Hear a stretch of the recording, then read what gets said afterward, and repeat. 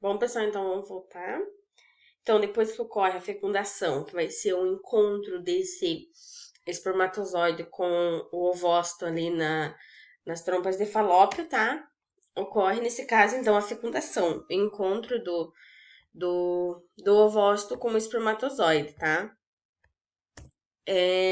Nesse mesmo período, então, tá? Após a fecundação, tem a finalização da meiose, tá? Que vai ser o processo de divisão nucleares, tá? Que vai dar origem, após a finalização da meiose, ela vai dar origem ao óvulo, tá? Que daí vai se chamar óvulo, e é formado o segundo corpúsculo polar, tá? Que vai permitir, esse corpúsculo polar vai permitir a redução cromossômica, ele vai estar aqui, ó. Que é um processo da meiose, ó, o corpúsculo polar. Ó, nos seres humanos, a formação do zigoto. Ó, olha aqui o zigoto, eu já explico bem certinho. Na qual o ovócito secundário, tá? Liberado e um espermatozoide se combinam para formar uma única célula diploide 2N. Como assim? Bom, o ovócito, ele é uma célula haploide, uma célula N. O espermatozoide também é uma célula N, tá? Ou seja, uma célula haploide. Os dois são células haploide, tá? Com a fecundação, eles se juntam, ó, aqui ó, na imagem representada, tá? Ó, os cromossomos aqui. A junção dos cromossomos, tá? E eles se tornam a célula 2N, a célula diploide, porque os dois são haploide, então na junção eles formam uma célula diploide, tá? 2N, que é denominada zigoto, tá? Ó, a célula aqui. Esse processo está representado aqui na imagem, tá? As células haploide, tá? As duas células haploide, após a fecundação, formam uma nova célula diploide que se chama zigoto, tá? Eu vou colocar um videozinho para vocês entenderem, quer ver? Não tem áudio, nada, tá? Ó, o espermatozoide. Olha como o flagelo ajuda eles a chegar até lá, tá? Ele vai passar então pela coluna radiata, tá? Vai liberar o capuz acromossômico, né? Na zona pelúcida. Ele libera a enzima e consegue entrar, ó. Ele é uma célula haploide, uma célula N, um espermatozoide esse, tá? Que se encontra com o ovócito, tá? E se torna uma célula 2N. Uma célula diploide. É isso que eu queria dizer para vocês. Né? É isso que está representado aqui. Aqui eu deixei só explicadinho para vocês como que ocorre o processo ali, tá? Só explicadinho.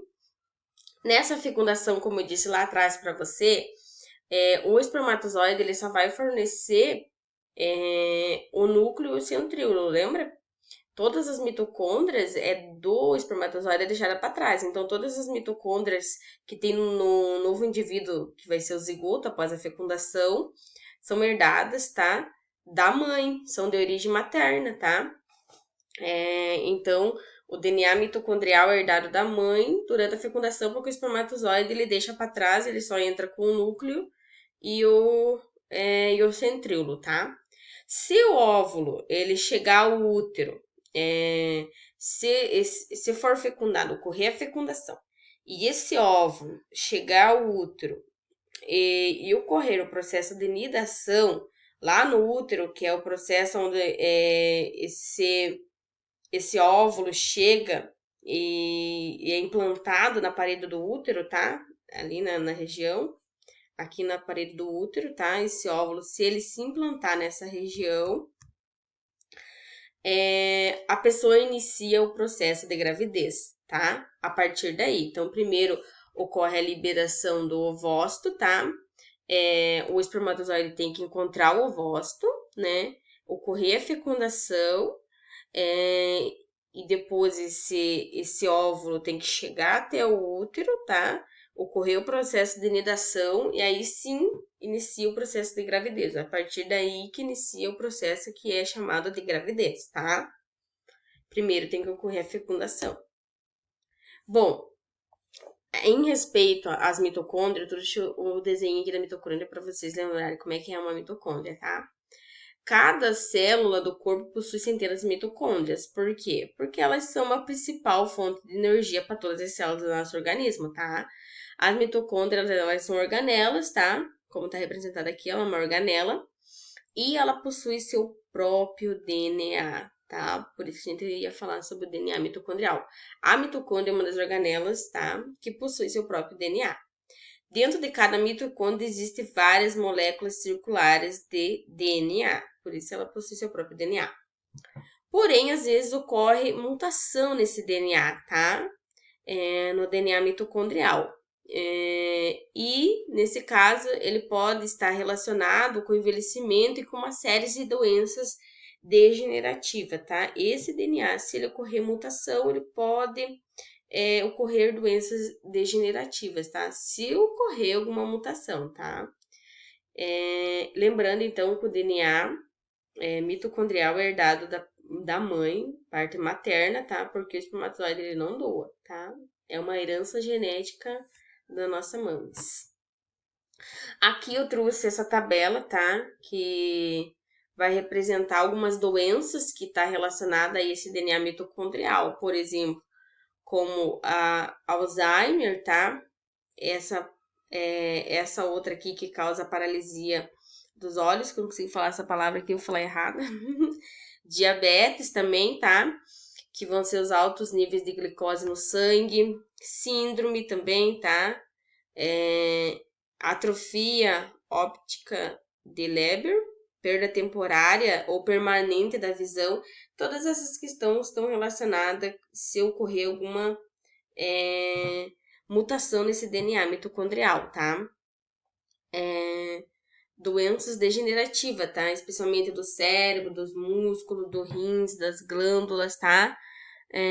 Essas mutações, elas vão alterar o funcionamento das mitocôndrias, tá? De modo que elas vão deixar de produzir energia para as células continuar executando suas funções normais, tá? Por isso que se chama mutação. E vão acabar desencadeando essas doenças, tá? Que eu citei ali, que estão citadas ali, tá? Mas se ocorrer, né? Bom, como eu expliquei lá, o núcleo que era haploide 2N só, tá? Tanto o espermatozoide quanto o núcleo, tá? Ocorre a união deles e tem uma formação de uma célula ovo ou célula zigoto, que é a célula diploide, célula 2N, né? Aqui tem o glóbulo polar, tem todas as regiõezinhas que eu mostrei para vocês lá também. Depois dessa formação do zigoto é que se inicia, pessoal, o desenvolvimento embrionário, tá? O desenvolvimento desse embrião. O que vai acontecer depois que ocorrer essa fecundação, depois que ele se transformar em zigoto e tudo mais. Bom, o desenvolvimento embrionário a gente vai ver na próxima aula, tá? Mas a gente chegou até a formação desse zigoto, tá? Que é a célula ovo ou zigoto, tanto faz, que é a célula diploide, que é a junção de duas células haploide, tá? De duas células N, o ovócito lá com o espermatozoide, que formou a célula diploide, tá bom? Então, acho que seria isso. Qualquer dúvida, vocês perguntem, tá? Se eu não conseguir explicar bem para vocês a parte da mitose, meiose, eu vou deixar um videozinho que ajuda vocês a entender melhor, tá? Que eu não quis me aprofundar muito no assunto tanto de mitose e meiose, mas eu posso deixar um videozinho que complemente para vocês entenderem do que é que eu estava falando ali, tá? Por mais que você já possa ter um conhecimento prévio, tá bom? Então, se é isso, muito obrigada e até a próxima aula.